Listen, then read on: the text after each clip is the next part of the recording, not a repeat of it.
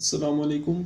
इस वीडियो में मैं आपको बताऊंगा कि किस तरह से आप अपनी ब्लॉग पोस्ट पे पेजिनेशन अप्लाई कर सकते हैं अपने जेंगो प्रोजेक्ट में। और इस वीडियो में फोकस ये करेंगे कि किस तरह से आपने एक पेज बना लेना है जिस पे आप अपने ब्लॉग की सारी पोस्ट को जो है वो शो कर दें, लेकिन पेजिनेशन के थ्रू। पेजिनेशन के थ्रू क्यों? क्योंकि अगर मैं आपको यहाँ डाटाबेस दिखाऊं, अभी तो 4 पोस्ट होंगी हमारे पास, या थोड़ी बहुत ही होंगी, मेरे ख्याल से 4 या 5 पोस्ट की हैं। हाँ, 4 पोस्ट है। ठीक है, 4 पोस्ट को अगर हम एक पेज पे शो कराएं तो वो हो जाएगा। ठीक है, वो ठीक है। लेकिन अगर हमारे पास 400 पोस्ट हों और यूज़र को हम लोग 400 पोस्ट एक पेज पे दिखाने की कोशिश करेंगे, लोड तो वो भी हो जाएंगी, लेकिन उनको लोड होने में टाइम लगेगा। कितना टाइम लग सकता है, डिपेंड करता है इंटरनेट पे, क्योंकि जो सर्वर है उस पर भी ये डिपेंड कर रहा होता है, इंटरनेट पे भी डिपेंड कर रहा होता है। तो अगर हम यूज़र पे इतनी सारी पोस्ट एकदम से थ्रो कर देंगे तो वहाँ पे जो है वेबसाइट ऑप्टिमाइज नहीं रहेगी।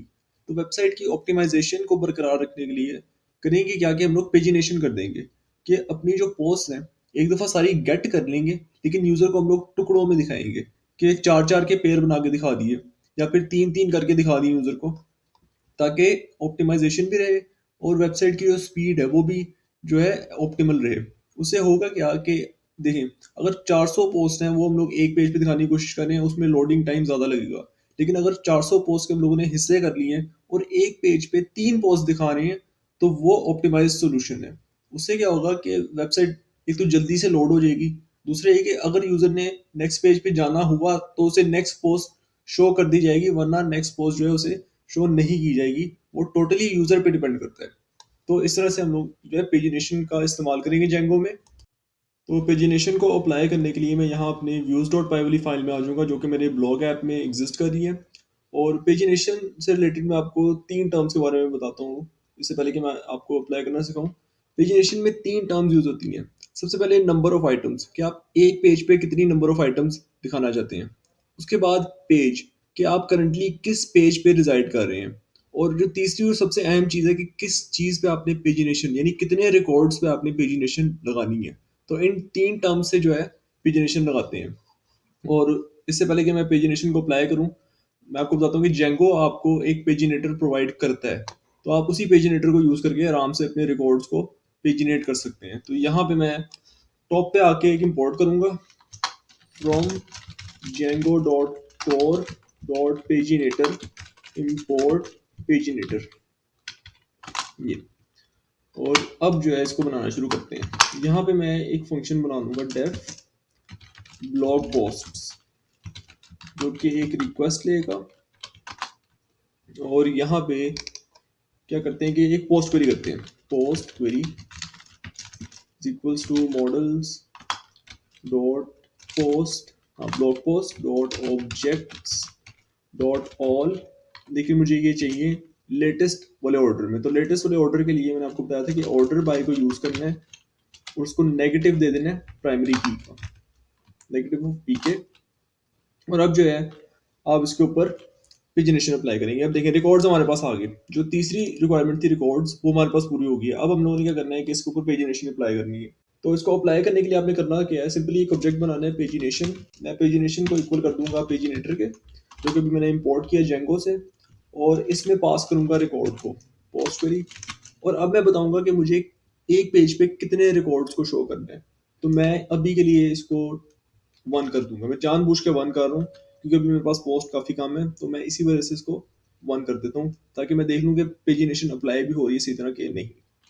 अच्छा, उसके बाद मैं क्या करूँगा कि यहाँ पे पेज को गेट करूँगा कि करंटली यूज़र किस पेज पे है। तो वो मुझे पता चलेगा रिक्वेस्ट डॉट गेट, मतलब यूज़र जब उस पेज पे जाएगा ना तो गेट रिक्वेस्ट जनरेट होगी। तो उस गेट रिक्वेस्ट से मैं पूछूंगा कि मुझे बताओ कौन से पेज नंबर पे है यूज़र। ठीक है, इससे मुझे जो है पेज मिल जाएगा। अब 2 स्टेप हो गया। अब तीसरा स्टेप हम लोगों ने अप्लाई करना है कि हम लोगों ने पेजेस पे किस तरह से आना है। तो पेजेस पे आने के लिए मैं क्या करूँगा, मैं एक वेरिएबल बनाऊंगा पोस्ट, और उसमें मैं पास कर दूंगा पेजिनेशन, जो कि मैंने ऊपर बनाया है, ये वाला पेजिनेशन। और इसमें मैं लगाऊंगा डॉट गेट।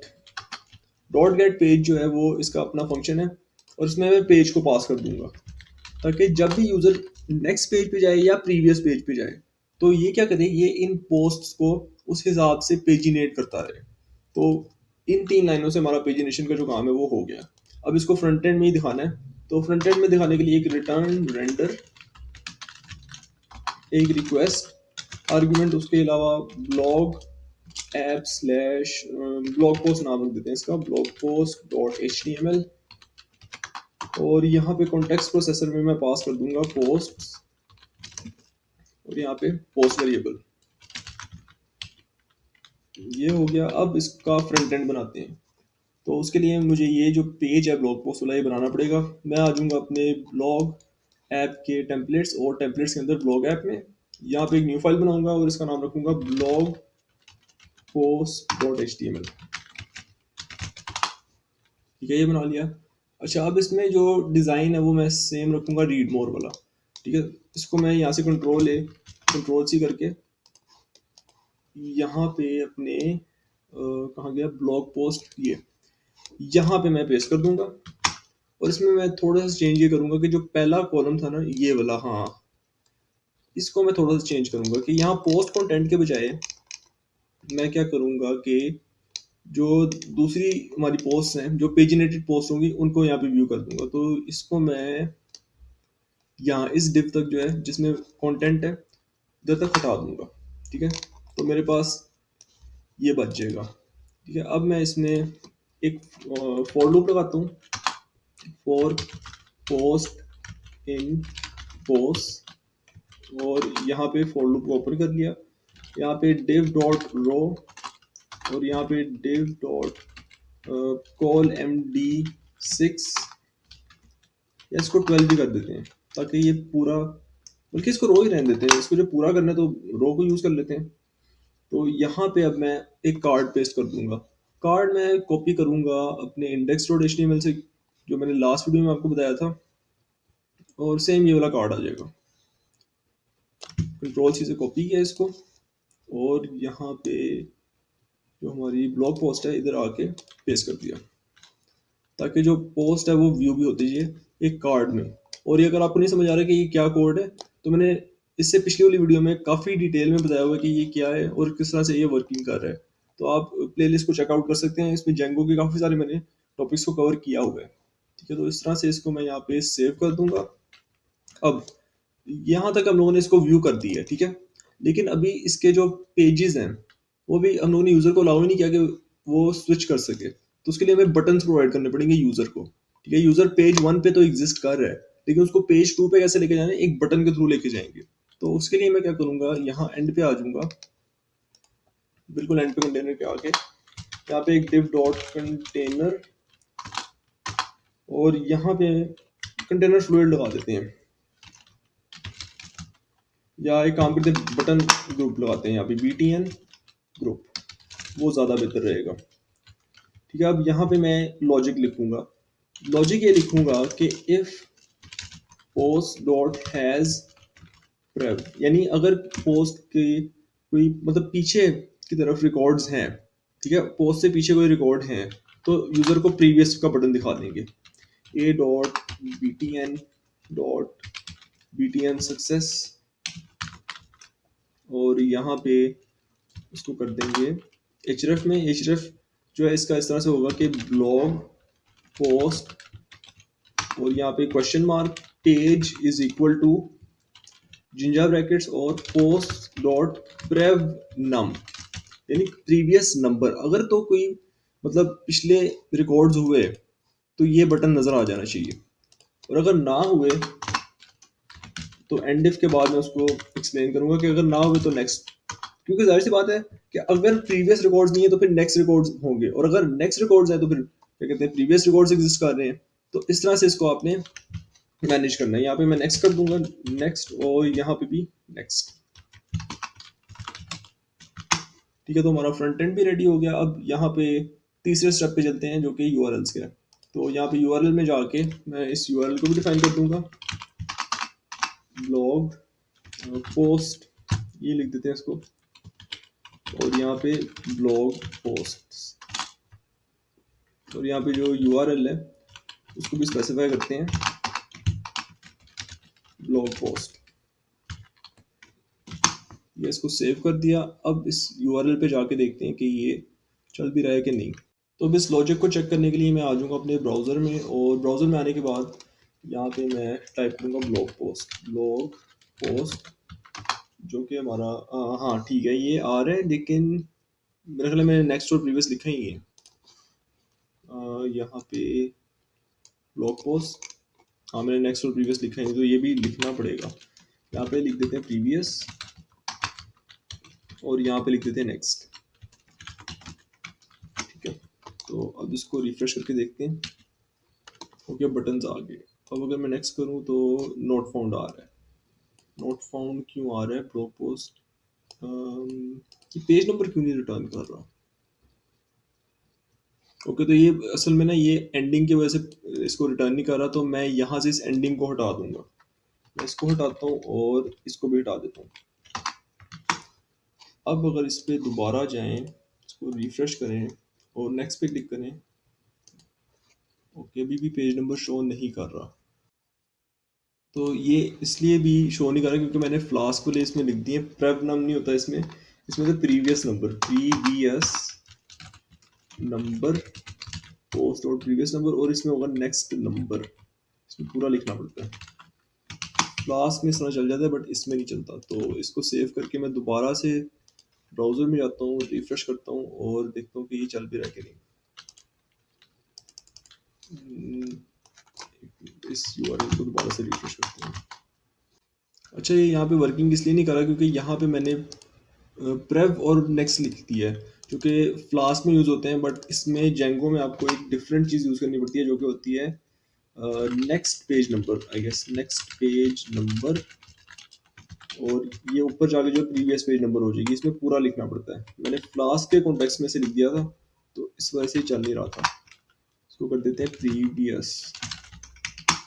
ठीक है, इसको सेव किया। अब मैं ब्राउज़र में जाता हूँ, इसको रिफ्रेश करता हूँ और अब ये चल जाना चाहिए। हाँ, अभी मुझे पेज 2 शो कर रहा है वहाँ कोने में करके, तो इस पर क्लिक करता हूँ तो हाँ, अब इसको मुझे 4 टोटल पेजेस शो करने चाहिए और 4 के बाद से प्रीवियस शो करनी चाहिए, लेकिन ये प्रीवियस शो कर नहीं रहा। हाँ, 4 पे आगे, लेकिन ये प्रीवियस क्यों नहीं शो कर रहा? What has next, what has previous, ये भी पूरा करना पड़ेगा, प्रीवियस। Sorry for that. मैं असल में ना फ्लास्क में भी साइमल्टेनियसली काम करता हूँ, तो इस वजह से फ्लास्क की जो चीज़ें हैं ना वो मैं जेंगो में लिख रहा था, क्योंकि ये काफ़ी सिमिलर है। ऑलमोस्ट जिंजा जो है वो दोनों में सिमिलर ही है, तो इस वजह से मैंने यहाँ पे हैज़ प्रेव लिख दिया था, जो कि फ्लास्क में होता है। इसमें हैज़ प्रीवियस लिखना पड़ता है, तो इसको आपने जो है देख लेना है। ये हो गया, तो अब मुझे जो है प्रीवियस का बटन नज़र आ रहा है। हाँ, लेकिन ये दोनों बटन जुड़ गए हैं क्योंकि मेरे ख्याल बीटीएन ग्रुप यूज़ किया ना यहाँ पे। हाँ, बीटीएन ग्रुप यूज़ किया है, तो कोई बात नहीं, इसकी क्लास को थोड़ा सा चेंज कर देते हैं। इसको लगा देते हैं ME,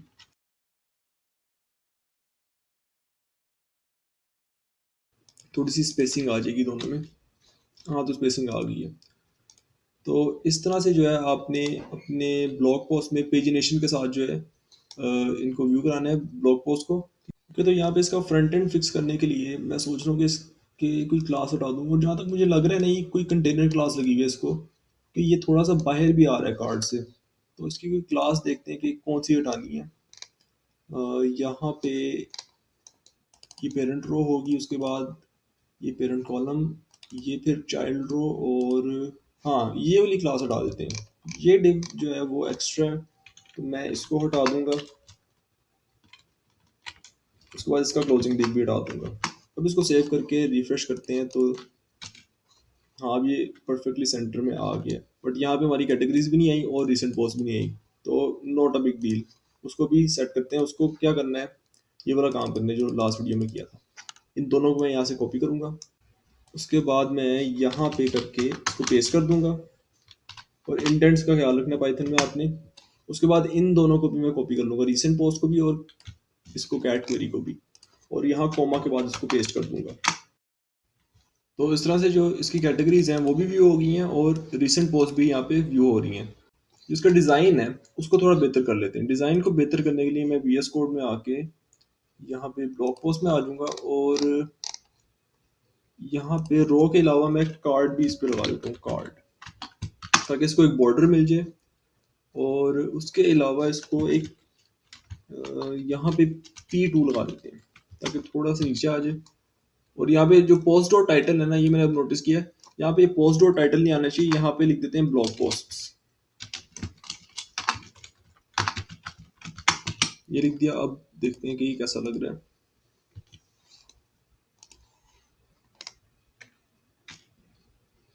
ओके, कार्ड अप्लाई हो गया, लेकिन पैडिंग थोड़ी ज़्यादा है, तो उसको थोड़ा सा मिनिमल रखते हैं। तो अभी के लिए मैंने इसमें सिर्फ किया ये कि इसको खाली रो पे कर दिया और इसकी जो पैडिंग और कार्ड है उसको दोनों को हटा दिया, क्योंकि इसका बॉर्डर मुझे ठीक लग नहीं रहा था, इसलिए मैंने इसको इस तरह से कर दिया। अच्छा, अब इसमें एक और काम करते हैं कि यहाँ पे कुछ बटन्स ऐड कर देते हैं कि अगर तो यूज़र सुपर यूज़र है या फिर वो इस पोस्ट का ऑथर है और वो लॉग्ड इन है, तो वो इस पोस्ट को या तो एडिट कर सके या डिलीट कर सके। और उसके अलावा यहाँ पे एक रीड मोर का भी बटन लगाते हैं। तो उसके लिए मैं आ जाऊँगा VS कोड में और यहाँ फ्रंट एंड में ही एक बटन ग्रुप डिफाइन करूंगा, बिल्कुल पोस्ट के एंड पे करके, यहाँ पे करके ठीक रहेगा। div डॉट इसको कह देते हैं BTN ग्रुप। और यहाँ पे मुझे 3 बटन चाहिए, a.btn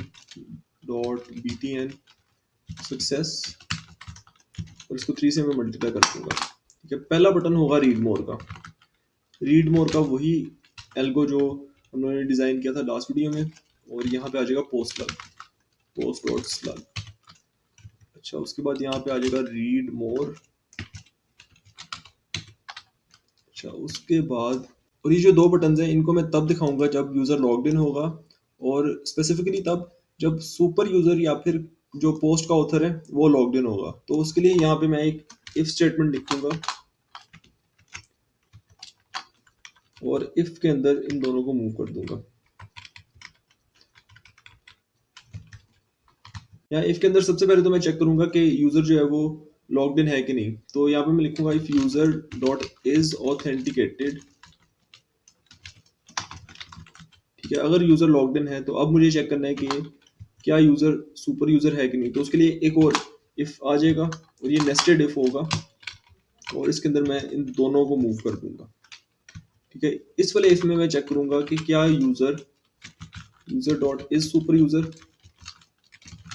और जो हमारी पोस्ट है, पोस्ट डॉट यहाँ पे आ जाएगा author dot user name equal to user dot user name, यानी जिसने पोस्ट की है उसका अकाउंट अगर लॉग्ड इन है या फिर सुपर यूज़र का अकाउंट लॉग्ड इन है, तो फिर ये 2 बटन नजर आने चाहिए, क्योंकि यूज़र को इनेबल करेंगे पोस्ट को एडिट या डिलीट करने के लिए। तो यहाँ पे मैं लिखूंगा एडिट पोस्ट, और यहाँ पे एडिट का लिंक दे दूंगा, एडिट पोस्ट। और ये मुझे जहाँ तक याद है ये स्लग को यूज़ कर रहा है, एडिट पोस्ट।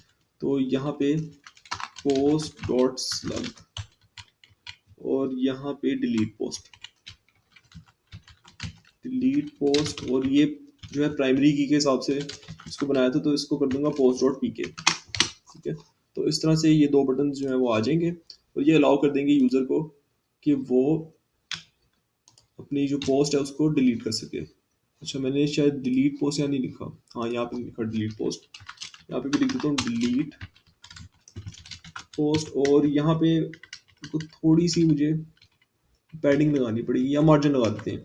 ठीक है, इसको ME लगा देते हैं, margin at ending of 2 points, ME2, और इसको भी ME2 लगा देते हैं, ME2, और सेव कर दिया इसको। अब वापस से यहाँ आके देखते हैं कि ये कैसा लग रहा है।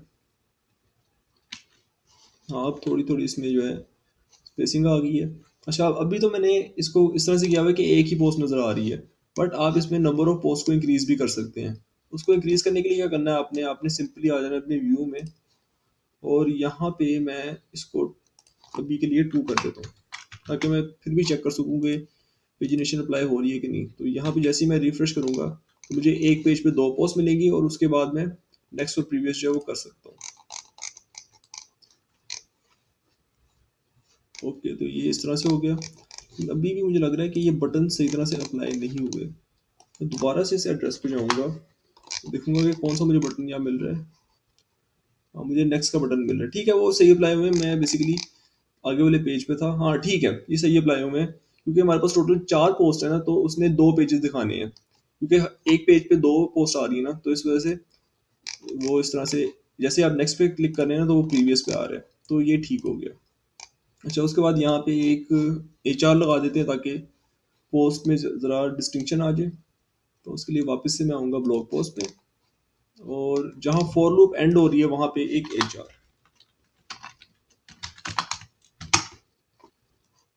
एचआर और एक बीआर भी लगा देते हैं ताकि थोड़ी सी और स्पेसिंग आ जाए। तो अब अगर मैं यहाँ पे विजिट करूँ ब्राउज़र पे और इसे रिफ्रेश कर दूँ, तो हाँ, थोड़ी सी स्पेसिंग आ गई है और एक लाइन भी आ गई है। अच्छा, अगर मैं लॉग आउट कर देता हूँ तो फिर मुझे ये बटन नहीं नज़र आएंगे, मुझे सिर्फ एक रीड मोर का बटन नज़र आएगा। यहाँ पे मैं अगर लॉग आउट करूँ और लॉग आउट करने के बाद यहाँ पे जाऊँ, रिफ्रेश करूँ, तो मुझे सिर्फ एक रीड मोर मिल रहा है। तो इस तरह से जो है आपने पेजिनेशन अप्लाई करनी है अपनी ब्लॉग पोस्ट पे, और उनको जो है एक पेज पे ऑप्टिमल तरीके से शो करना है।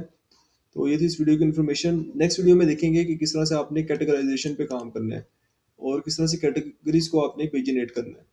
तो अगर आपको ये वीडियो पसंद आई तो वीडियो को लाइक कर दीजिएगा, चैनल को सब्सक्राइब कर दीजिएगा, ताकि आपको फ्यूचर अपडेट्स जो हैं वो मिलती रहें। और आपसे मुलाकात होगी इंशाल्लाह नेक्स्ट वीडियो में। तब तक के लिए अल्लाह हाफिज़।